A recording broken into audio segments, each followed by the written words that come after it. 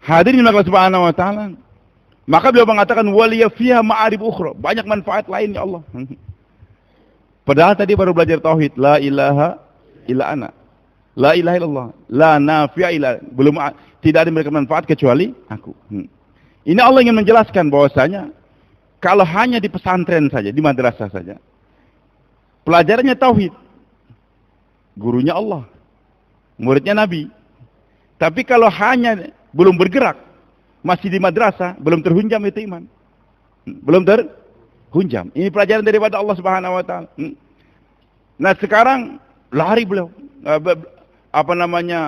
Waliya fiha ma'ad, banyak manfaat lain. Maka untuk menanamkan secara teori itu ilmu yang Allah tanamkan tadi, wahai Musa, alqiha ya Musa, lemparkan. Alqiha itu bukan doa.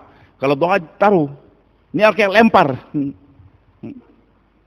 Benda yang kamu katakan bermanfaat sekarang buang. Alqiha, buang. Maka dibuang. Jadi ular yang besar. Jadi ular. Lari Nabi Musa alaihissalam. Ya fitrah manusia. Jangankan Nabi Musa, kita aja kalau jatuh ular mungkin lari semuanya juga. Iya kan? Lari beliau. Allah katakan, khudha wala tahab. Wahai Musa, jangan takut. Jangan takut, ambil. Tadi kan aku sudah ajarin, la ilaha illallah, la ilaha illa ana, la dharra illa ana. Enggak ada yang memberikan manfaat, enggak ada yang memberikan kecuali Allah. Dalam teori sudah, praktek belum. Ternyata ketika praktek mulai melihat manfaat tongkat. Dalam praktek masih takut dengan ular, lari. Allah katakan, wahai Musa, khudha, ambil. Jadi dari madrasah dikeluarkan sedikit, keluar madrasah. Di pesantren. Baik. Tangkap itu ular. Kembali lagi menjadi tongkat. Nah, Allah ingin berikan kepahaman bahwasanya pelajaran tauhid tidak akan matang hanya di pesantren saja. Secara teori boleh, keilmuan, masalah. Sudah doktor S3 dalam tafsir, oke. Sudah daurah hadis, daurah 1, daurah 2, mau daurah apa lagi diambil silahkan. Tapi kalau masih di pesantren, masih melihat kemanfaatan daripada kekayaan orang kaya, kan pulang dari pesantren bingung mau bikin pondok dari mana. Ada orang kaya datang, tenang aja, saya akan biayai, senang deh. Jenderal, kenapa? Apalagi waktu keluar. Maka santri masih terkesan dengan kekayaan orang kaya. Begitulah kalau dibentak, kalau kamu tetap pada SA, keluar. Nggak akan saya biayai lagi, takut. Akhirnya ikut-ikutan. Karena belum dakwah. Masih takut dengan ancaman dan masih terkesan dengan tawaran. Karena masih di pesantren, kenapa santri suruh keluar 1 tahun? Dia keluar 1, dan 1 tahun betul-betul dakwah setiap hari. Bukan cuma keluar menghabiskan waktu, tidak. Karena hadir ini umat, ciri ini umat apa?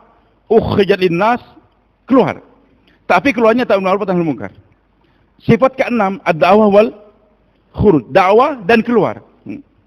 Karena hadirin dengan keluar tadi tertanam la ilaha, baru 1. Dengan dakwah baru illallah. Kalau dia hanya keluar saja, tapi selama keluar 3 hari 44 bulan dia nggak dakwah,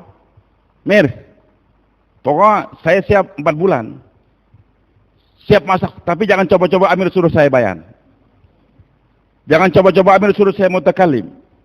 Kalau Amir tugaskan saya besok bayan subuh, Amir nggak akan lihat hidung saya lagi. Maka orang seperti ini walaupun dia keluar 4 bulan atau 1 tahun bersama Jibril alaihissalam, maaf nih, tidak menghinakan Jibril, tidak.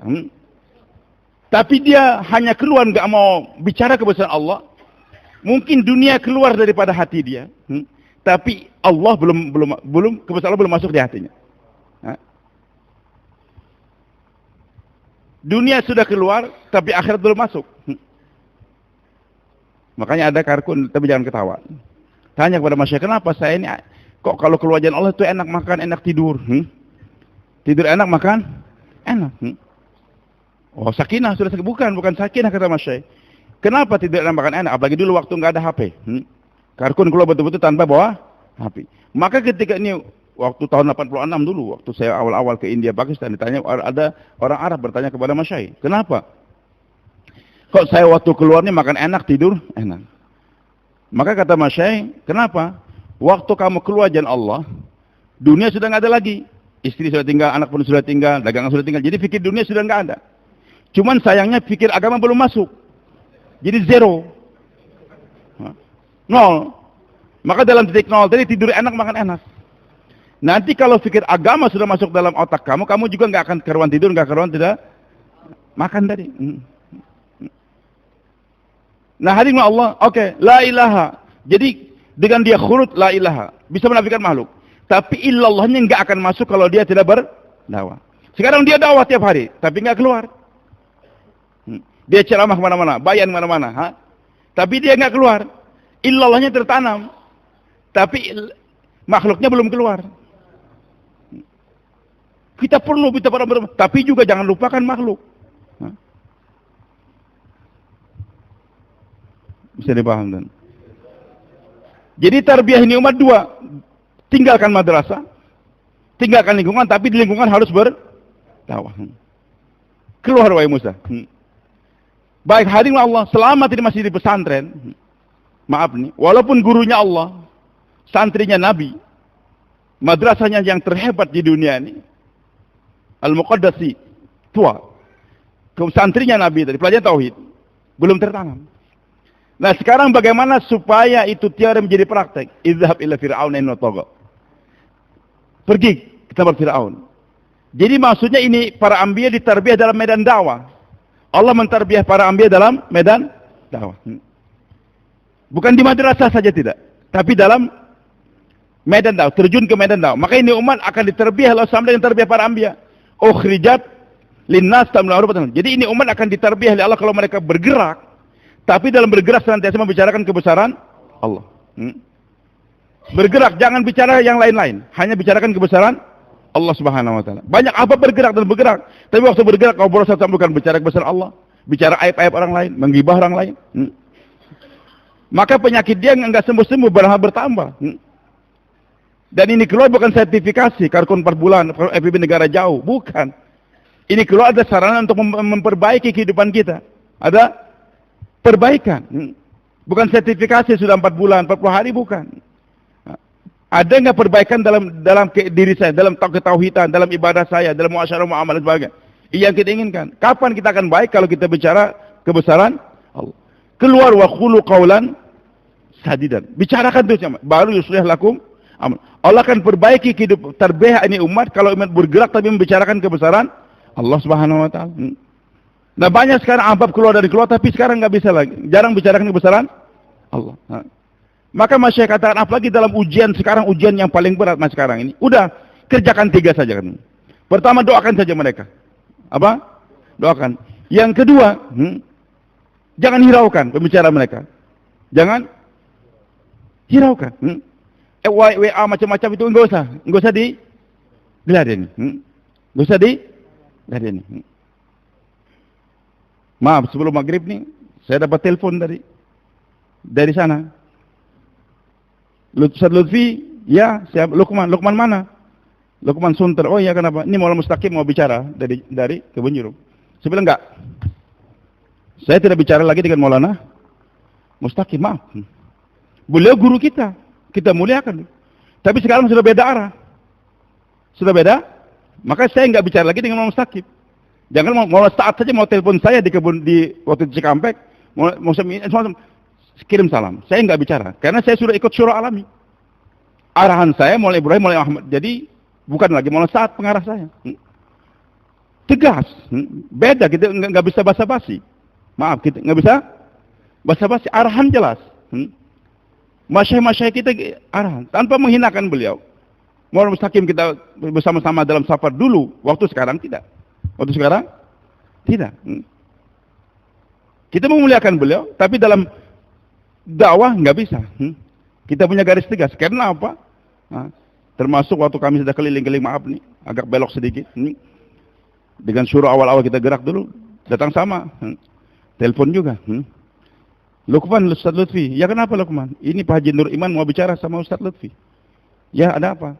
Saya Lutfi, saya Haji Nur Iman dari Kebun Jeruk. Ya ada apa Pak Haji? Kalau Ustaz Lutfi bicara jangan keras-keras. Bicaralah yang lembut. Saya bilang, Ji, dengar Ji. Saya bicara keras kenapa? Karena guru-guru saya di Medan dihinakan. Dikatakan oleh Ibrahim aliran sesat, Ahmad Lat sesat, Bayi Wahab pikun dan sebagainya. Itu guru-guru saya dihinakan di Medan. Ingat Ji, kalau dia bayan di Banjarmasin, saya... Kalau Lutfi dihinakan, saya nggak marah. Tapi kalau ustadznya Lutfi dihinakan, saya marah. Mana Lukman? Lukman, kamu kurang ajar Lukman. Saya dengan paman kamu bersama-sama dalam perjuangan di Surabaya. Kamu sekarang berbuat, ya maaf Ustaz, saya nggak tahu. Tapi masih ngulangi lagi tadi. Hadirin yang Allah Subhanahu wa taala, maaf.